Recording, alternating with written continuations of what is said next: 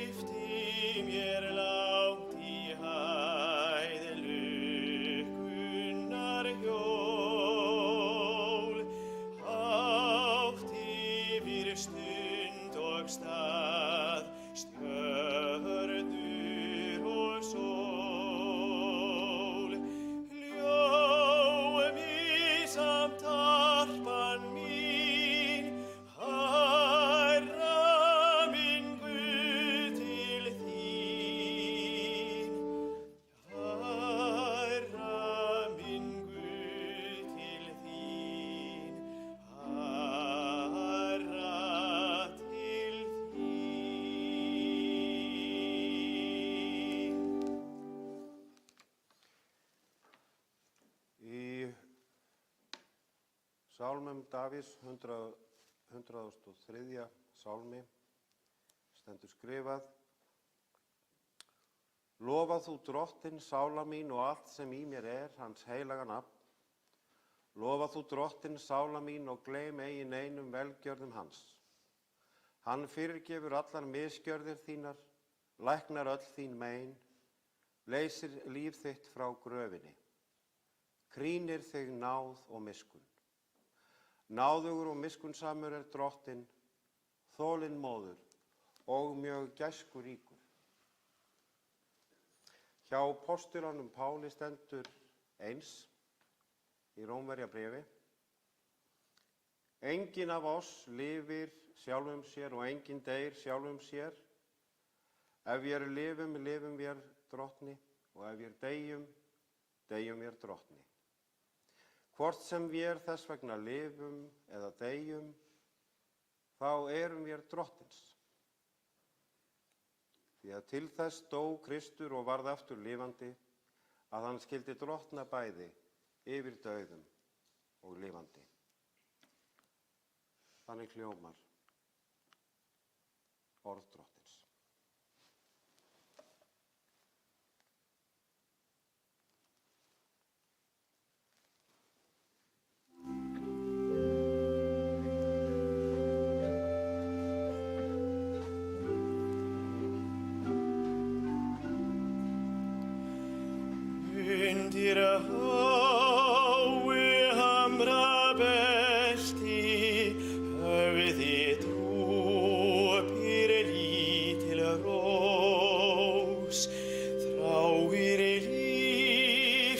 Vængja vittir, vorsins il og sólarljós. Ég held ég skynji hug þinn allan, hjartasláttinn rósin mín. Kristallstærir dropar drjúpa milt á blöðin þín.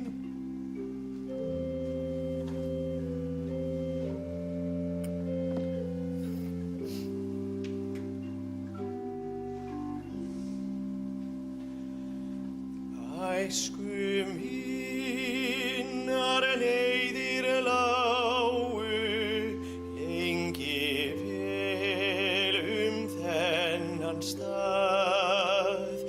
Krjúpa niður, kyssa blómið, hversu dýrlegt fannst mér það.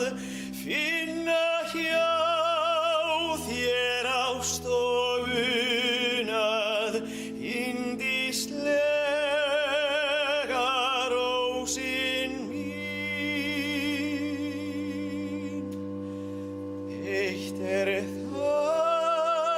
sem aldrei gleymist, aldrei það minning þín.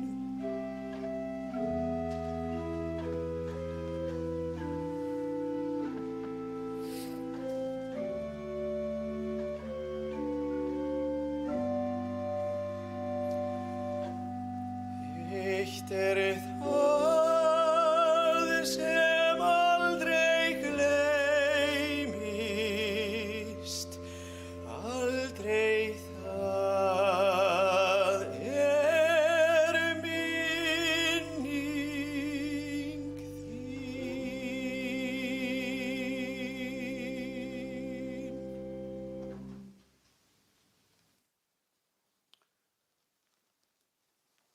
Við skulum rísa úr sætum og hlýða á heilagt guðspjall þar sem sagt frá. Því Lasarus var dauður. Margir voru komnir til Mörtu og Maríu til að hugga þær eftir bróður missinn. Þegar Marta frétti að Jesús væri að koma, fór hún á móti honum, en María satt heima. Marta sagði við drottinn: Jesús, ef þú hefðir verið hér, þá væri bróðir minn ekki dáinn. En einnig nú veit ég að Guð mun gefa þér hvað sem þú biður hann um. Jesús segir við hana: bróðir þinn mun upprísa. En Marta segir: ég veit að hann rís upp í upprisunni á efsta degi. Þá mælti Jesús: ég er upprisan og lífið. Sá sem trúir á mig mun lifa þótt hann degi. Og hver sem lifir og trúir á mig mun aldrei að eilífu deyja. Þannig hljóðar hið heilaga orð. Lof sé þér, Kristur.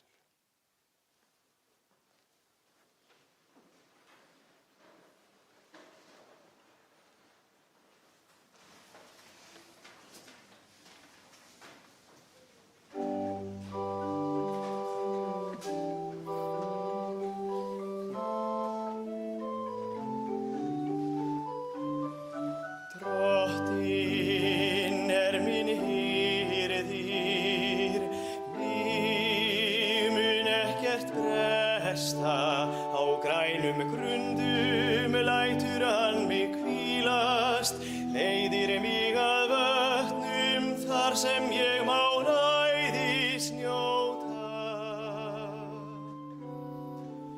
Hann hressir sál mína,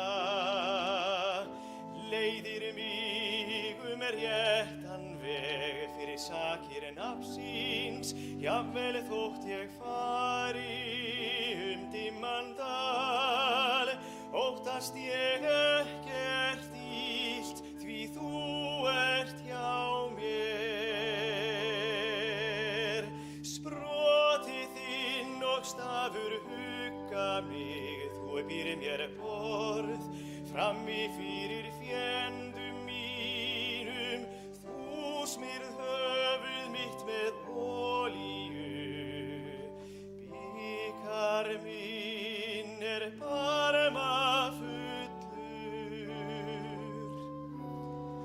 Já, gæfa og náð fylgja mér alla ævi daga mína, og í húsi drottins bý ég langa ævi.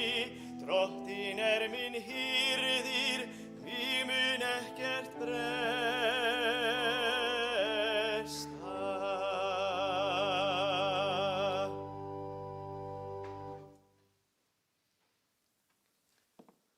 Friður Guðs sem öllu æðri sé með og vaki yfir okkur hér í dag, góðu vinir. Hann varðveiti og treysti bönd í millum, treysti minningar þessa heims og hins komandi og varðveiti trúna í hjörtum vorum. Í Guðspjalli dagsins trúfesti Mörtu, systur Maríu í Betaníu minnst, og þeirra orða Jesú Krists á þeirri stundu að sá sem trúi muni ekki aðeins rísa upp á efsta degi, heldur lifa þótt hann degi. Trúi sá hinn sami, já, þá muni hann aldrei að eilífu deyja. Þegar meistarinn var kominn í hús þeirra systra, var kallað á Maríu, sem einnig trúði því að ef að Drottin hefði verið kominn þá væri bróðir hennar ekki dáinn. Tilfinningar báru þá Drottin ofurliði og stendur í Guðspjallinu að hann hafi grátið. Sjá hversu hann hefur elskað bróður vorn, sögðu þær systur. Sjá hversu mikið þið fjölskyldan sem hér eru saman komin til þess að heiðra minningu Kristínar Guðríðar Þorleifsdóttur mikil. Við þekkjum öll mun betur söguna af þeim systrum sem að birtur okkur myndirnar af kvenlegum eiginleikum þeirra, eða kannski allra tíða þeirra tákmynda sem þær eru fyrir konur sem þjóna eða þær sem njóta. En eftir því sem maður rýnir í heilar manneskjur eins og Kristín Guðríður var, þær sem af trúmennsku treysta og hafa auðmýkt fórna, sína tryggð og elsku og njóta á móti án undurferlis og bresta, þá finnum við í þeim manneskjum fólk sem sameinar þessar tvær hliðar í veru sinni og heilt. Það varðveitir í sér það barn sem eingöngu veitt í ríki Guðs, en rís eins undir ábyrgð og áskorunum lífsins á jörðinni. Þannig var hún sem við kveðjum hér í dag og verður í minningum þeirra sem að henni stóðu og hún stóð vörð Stínu á Þverá orti æsku vinkona og jafnaldra frú Margrét í Dalsmynni eitt sinn brag og eru erindi úr honum þessi: hér eru öll þín æsku spor, áin til þín kallar. Hér þú sýnir þrek og þor og þrautir, vinnur allar. Þeirra samleið og tryggð og trúfesti var eftirdæmi. Stína var ung eftirlæti foreldra sinna, frjáls og fögur, smástelpa sem lék sér í hvítum kjól í bæjarlæknum, laus við áhyggjur heimsins, en átti eftir að halda til borgarinnar sem var að vaxa og fara í framhaldsskóla og læra erlend tungumál og bjóðast ýmist fleira. En tryggð hennar og reisn gerði það að verkum að hún reis undir ábyrgð og þörfum foreldra sinna einnig og flutti aftur að Þverá, líkt og einnig segir í bragnum hana: átthagana ástin heit er alltaf tryggðarmerki. Kristín elskar sína sveit og sýnir það í verki. Þá stóðu þær á 50 vinkonurnar og réðu því sem ráða vildu að fornum svið í íslenskum sveitum. Stína sinnti manni sínum og stóð með honum í öllu hans brasi, sá bókhaldið og barnauppeldið og búskapinn, á meðan hann, 1000-tjalasmiðurinn Jón Gunnarsson, sinnti vegagerð hér og hvar, sá véla viðgerðir og viðhald, stundaði vinnuvélarekstur og var löngum stundum fjarri heimilinu í þeirri útgerð, enda margar vatnsaflsvirkjanir víða land sem þurfti að njóta hans afkomu. Það var kannski í takt við eitthvað vestfyrst í eðli hans að taka svona skorpur og leysa þrautir eins og viðgerðir á vélum og viðhald virkjana og vegagerðin einnig bjóða upp á. Þrautir og verkefni sem þurfti að leysa. Það var hans yndi og hún, Kristín. Hann fylgdi henni vestur og ævin á enda, en Stína lifði hann slétt 30 ár. Kristín var bústólpi í sinni sveit og hjartaði í mörgu því sem var brasað, ásamt grannkonum sínum, sem báru félagslíf og barnauppeldi í Eyja- og Miklaholtshreppi uppi, fylltu skólann með stórum hópum úr Kolviðanesi, Söðursholti, Dalsmynni og frá Þverá. Systkinin úr Dalsmynni senda hugheila þökk og kveðju fyrir samleiðina í gegnum árin, en mér þykir lýsa fagurri mynd af sambandi þeirra stallna, Kristínar og Margrétar, að þegar þær stóðu á áttræðu og voru saman í ferð, sér til dundurs og gleði, þá sagði Stína við hana af einlægni að Guði væri hún einstaklega þakklát fyrir eitt, og það væri það að á þeirra samleiðum lífið væri það svo merkilegt að aldrei hafði brugðið skugga á vináttu þeirra. Það nú seint sagt að Margréti hafi bitið margt, en við þessu orð mun hún hafa klökknað. Enda þarf til mesta mennsku og æðruleysi. Æðruleysi fyllt auðmýkt og elsku til þess að varpa slíku fram, því það þekkjum við öll að fátt slíkan vinskap að aldrei bregði skugga á. En þannig kona var Stína og þrátt fyrir stálminni sem hélst allt fram á hinstu stund, þá var hún hvorki langrækin né þverlynd, þó hún byggi á Þverá, lungan og sinni ævi. Hún var trygglynd og réttsýn, fórnfús, ákveðin og öguð og bar mynd móður sinnar margt í því efni. Ekki bara í myndarskap heldur því að halda utan sitt fólk frá vöggu og eins þegar svo bar undir til grafar. Heimilið stóð ætíð hverjum þeim sem gestkomandi var opið og mótaðist heimilislífið því oft af miklum gestigangi og þeim höfðingskap sem hún hafði alist upp við á sínu æskuheimili, þar sem Þorleifur Sigurðsson var hreppstjóri og hafði forystu fyrir búnaðarfélagi sveitarinnar nær alla sína búskapartíð á Þverá.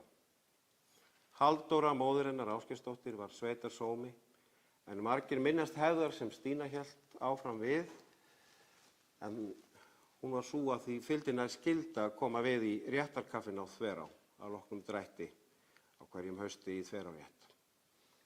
Þar var mannfagnaður og viðgerningur sem jafnaðist á við arflegan viðbörð, þar sem Stína líkt og móðir hennar hafði áður gert tjaldaði öllu til.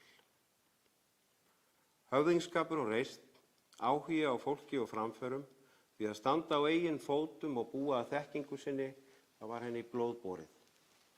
Og fáar ef nokkrar konur sóttu sér menntun til borgarinnar eins og hún þar sem hún stundaði nám í kvennaskólanum. á stríðsárunum. Hún þurfti ekki í neinn húsmæðraskóla því á heimili sínu hafði hún áður numið allt það sem húsmóðurverkinu hlaut. Hún lærði líka og lék á orgel, jafnvel í kirkjum sveitarinnar og í jarðarförum frá 15 ára aldri. Allt þar til aðrir tóku við því hlutverki, mörgum áratugum síðar. Í henni bjóð þekking og dugur til sjálfsbjargar og samhjálpar, hvort sem að því laut að aðstoða eða leiðbeina við fatasaum eða önnur verk sem kvenfélög þess tíma stóðu fyrir, en hún var fyrst kvenna kjörin í hreppsnefnd þar vestra. Þar sýndi hún það þrek og þor sem Margrét orti í bragnum. Hún hafði ítök þar til jafns við aðra bændur, löngu áður en hinn annars ágæta jafnréttisbarátta komst í hámæli, og Kristín gerði sínu samfélagi gagn í öllum störfum eftir þörfum. Guð blessi þær minningar og þau störf öll. Það má margt segja þá öld sem Stína lifði, nánast fulla frá því hún leit dagsins ljós í Syðra Skóganesi árið 1923. Þá var gúmmístígvélalaus torfkofamenning veruleiki þorramanna. Hún lifði í gegnum kreppu og stríðsár, forfrumun í Reykjavík og líf í bragga númer 20 við Háteigsveg, þar sem þau Jón bjuggu fyrstu árin. Sú öld sem hún lifði teygði sig til þess undraheims sem við metum svo sjálfsagðan í dag með tæknifurðum internetsins og átti jafnvel Facebook-reikning. Þau Jón Gunnarsson fundu einhvern samhljóm í lífsafstöðu sinni og vegferð. Þau kynntust á eftirstríðsárunum í borginni og giftu sig 1947, þá 26 og 24 ára, ungt og dugmikið fólk sem á örlaga tíma í lífi þjóðar tók þá ákvörðun að flytja vestur með þekkingu á vélum og verklagni og fluttust að Þverá árið 1951. Og það munaði því þau fluttu þangað líka rafmagnið með sér. Börn þeirra urðu 7. Ásgeir Gunnar var fæddur 1948, Þorleifur Alexander 1950 en hann dó 1980. Þá í röðinni Guðmundur Þorsteinn, fæddur 51, og Halldór Kristján sem tók síðar við búið á Þverá, fæddur 55. Sigurður Rúnar sá 50 í röðinni, fæddur 57, en fyrsta stúlkan kom í heiminn Súsanna Þórkatla árið 1959, en Sólveig Gyða rak lestina 6 árum síðar, 1965. Afkomendur þeirra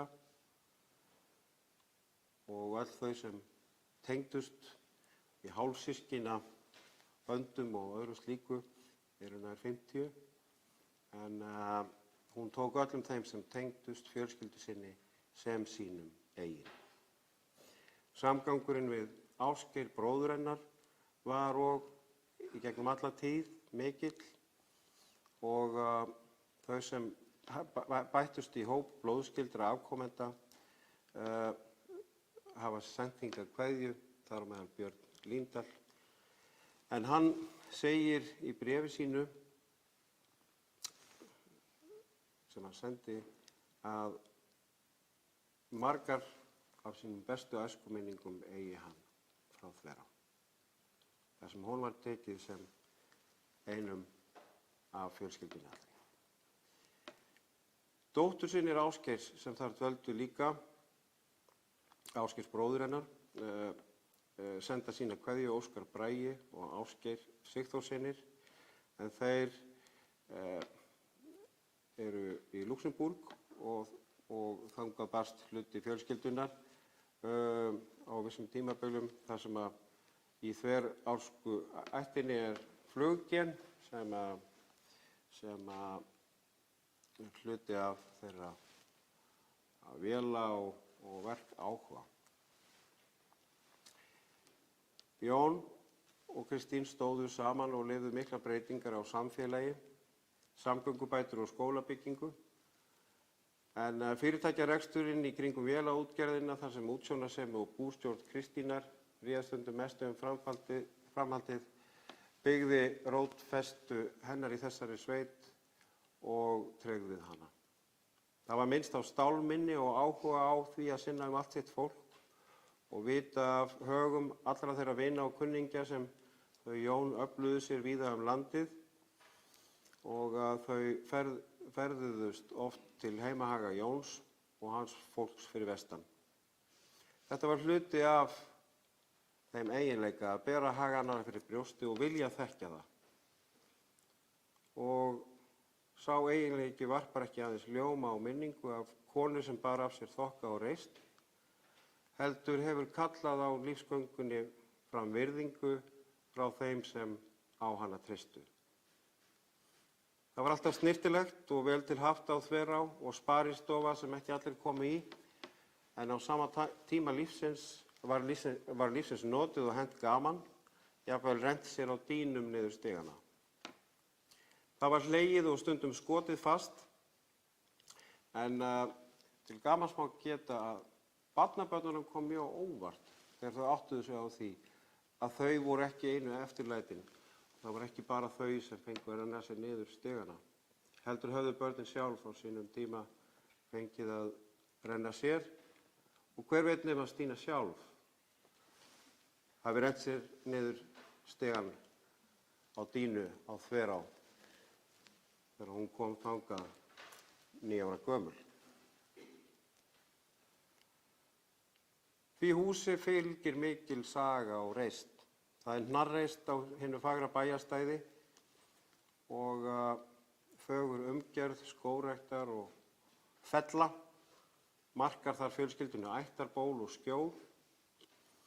En það voru mikil umskipti í lífi þeirra hjóna þegar einn sonanna og tengdadóttir fluttu vestur og tóku við fjárbúskapnum og jörðinni. Þau byggðu sinn húsakost upp neðar en þar sem tæknibreytingar á seinni hluta 8. áratugarins ollu því að það var ekki fyrir þau að standa áfram í mjólkurframleiðslu eða búskap. Hún fór þá að vinna með tengdadóttur sinni í eldhúsi Laugagerðisskóla og stundaði þá vinnu utan heimilis þar til Jón féll frá í upphafi 10. áratugarins. Þá var líka komin tíma á breytingar og hún flutti suður til að dvelja nær fjölskyldunni á vetrum, en dvaldi jafnan í gamla húsinu á Þverá á sumrin, þar sem barnabörnin og fjölskyldan áttu alltaf heimagengt og upplifðu sína sveit og sveitastörfin í samhengi stórrar og samhentrar fjölskyldu, þar sem hverjum nýjum meðlim var vel tekið. Í því birtist í eðli Kristínar það að kærleikurinn er mestur. Þegar við mætum náunganum í fordómaleysi, ætlumst ekki til of margs, en virðingar þó, og finnum virði okkar í að skipta máli í lífi annarra. Það segir okkur líka Guðspjallið sem lesið var í dag. Við sjáum virði þess í okkar eigin lífi að rækta tengslin við fólkið sem skiptir okkur máli. Því grét Jesús og því reisti hann Lasarus aftur upp frá dauðum. Það er svo með Maríu í sögunni af systrunum í Betaníu að hún nýtur lífsins, lærir og fræðist, hefur gaman af og er full áhuga á fólki eins og Jesú Kristi sem boðar eilíft líf. Hún trúir að sá sem trúir á hann muni lifa þótt hann deyi. Í Kristínu Guðríði bjó þessi kennd, því hún var kirkju sinni trú og gladdist í voninni, en á sama tíma og í sömu manneskju var henni ríkulega ábyrgðartilfinning og þjónustulund sem birtist í henni systurinni. Það er Marta sem kallar Jesú til ábyrgðar. Þú hefur sagt, segir hún, og ég trúi. Við þurfum öll einhvern sem heldur til haga þráðunum, þann sem kallar okkur til ábyrgðar og minnir okkur á sögu, samhengi, hlutverk og skyldur. Hún sér okkur samt á sama tíma eins og við sjálf erum. Það gerði hún Kristín. Kannski er það sem er mörtu líkt í okkur öllum eftir allt saman, hvernig við þjónum frekar en við njótum sem aðrir kjósa að muna. Og þegar margs er að minnast, þá megum við velta því fyrir okkur hvernig við kjósum að minnast Stínu á Þverá? Viljum við muna fyrstu konuna sem settist í hreppsnefndina og sat 2 kjörtímabil? Það skilgreindi hana sjálfa ekki svo. Allavega ekki svo mikið að blessuð börnin hennar myndu hvenær þetta hefði verið. Og það kannski stærsti gallinn við að missa ættmóður sem hefur munað öll ártöl og nöfn og tengsl manna á millum. Og þá man engin neitt hvenær hvað gerðist. En við vitum að hreppstjóraprinsessan litla sem varð að Stínu á Þverá, drottningu á sínum reit, við vitum að hún hafði alltaf munað allt og vita flest marga. En það var ekkert endilega bara tekið upp tólið þegar hringingin 3 langar hljómaði heima á Þverá. Það sem skiptir máli hvernig við minnumst þegar heimur sem stór verður minni og minni. Hvað verður minningu horfna móður, ömmu, vinkonu, frænku eða góðan granna. Við skulum ekki láta fara fyrir henni eins og hlut sem rekst á annan. Eða eins og hrepp sem var og verður svo einn daginn ekki meir neitt nema hluti af sögu og sjálfsmynd þeirra sem honum tilheyra og hverfa síðan frá. Við skulum umhefja minningu Kristínar því ljósi og þeirri hlýju sem opnar hjörtu okkar fyrir kærleikanum sem til okkar flæðir frá uppsprettu þess lífs sem lifir, þó hold sé mold og hugur lúti gleymsku.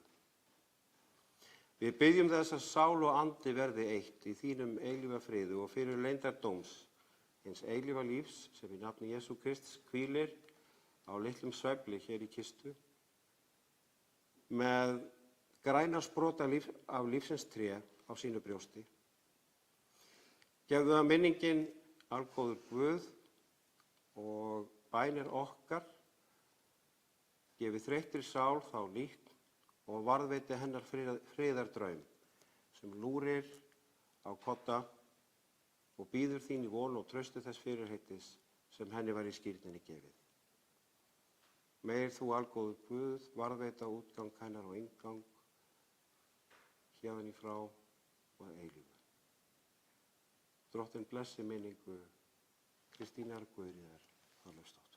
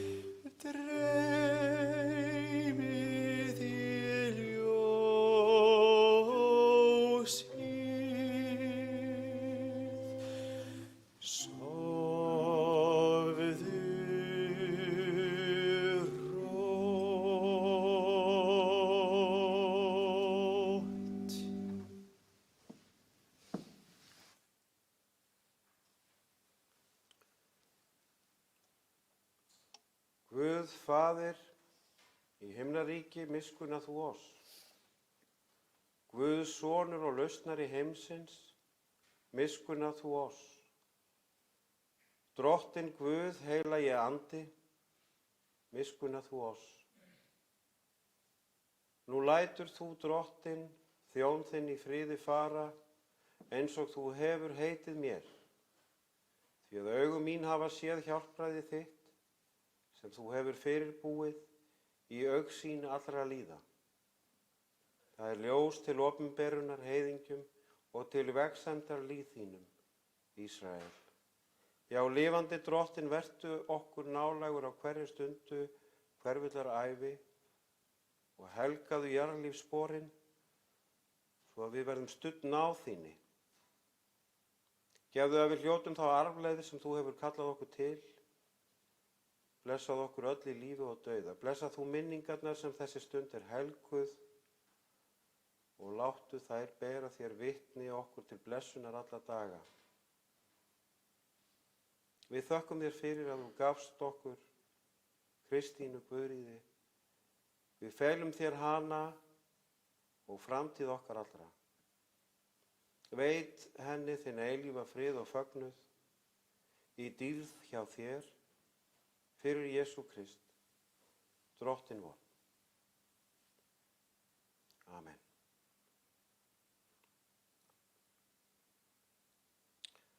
Allar bænir vorar felum mér í þeirri bæn sem Drottinn hefur kennt oss og biðjum öll af hjarta saman.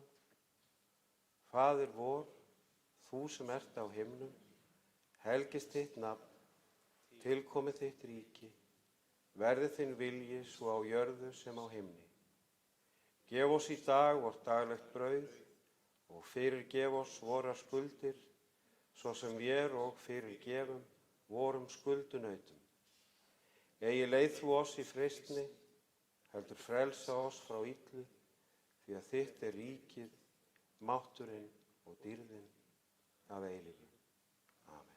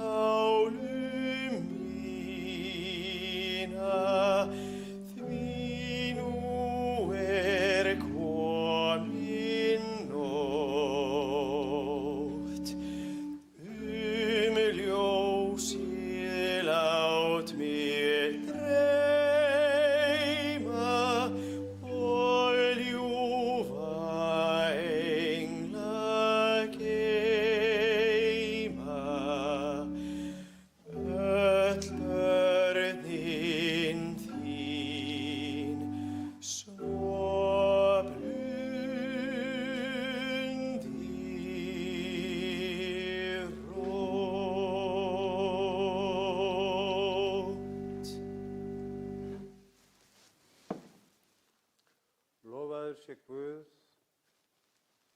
og Faðir Drottins vors Jesú Krist, sem af mikilli miskunn sinni hefur endurfætt oss til lifandi vonar fyrir upprisu sonar síns frá dauðum.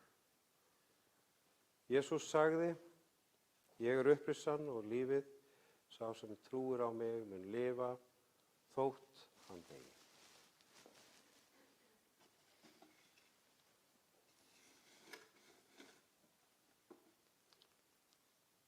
Af jörðu ertu komin.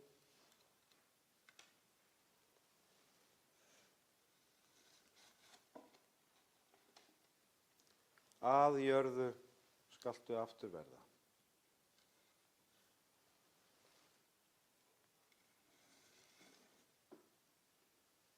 Af jörðu skalt þú aftur upprísa.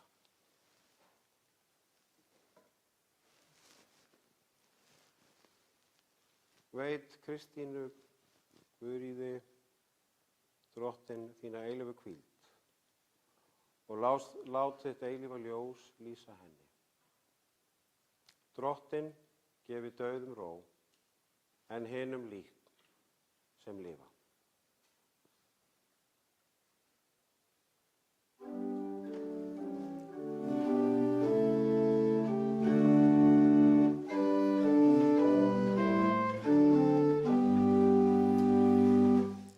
Allt eins og blómstrið eina, uppvex á sléttri grund, fagurt með frjóvgun hreina, fyrstum dags morgunstund, á snöggu augabragði, af skorið verður fljótt, lit og blöð niður lagði, líf mannlegt endar skjótt.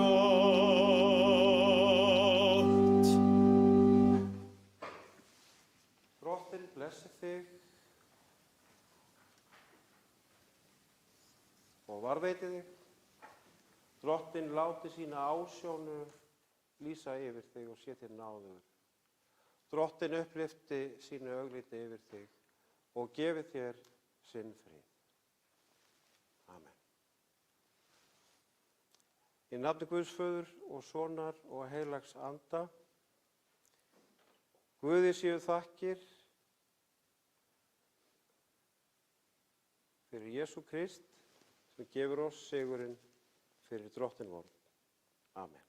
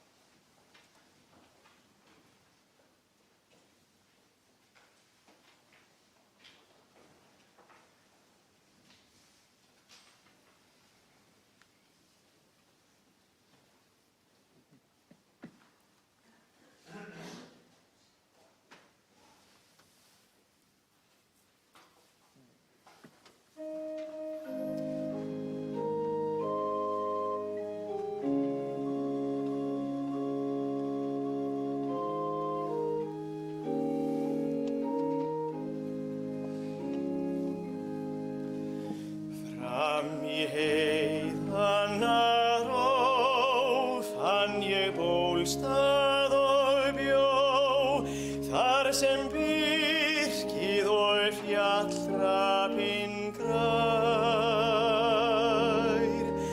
Þar vistin mér góð, aldrei heyrist þar njóð, þar himinn víður og tær. Heiðarbóli ég bý,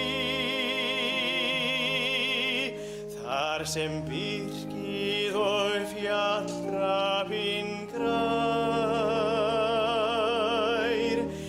Þar vistin mér góð, aldrei heyrist þar njóð, þar himinn víður og tær. Mörkin steinhljóðu kvöld, upp í stjarnanna fjöld, hef ég starað í spyrjandi þrá. Skildi dýrðin í geim, ber af dásemdum þeim, sem vor draumfagri jarðheimur á.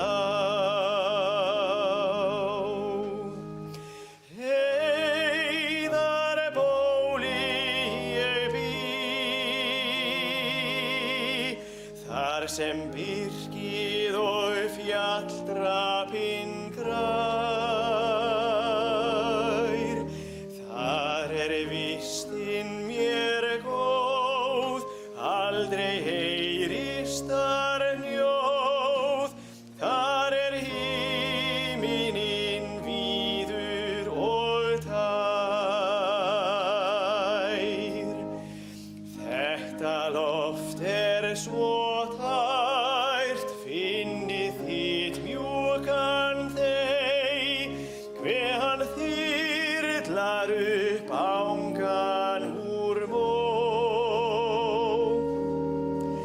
Nei, ég vild ekki borgir né blíkandi torg, fyrir bílið í heiðanna ró.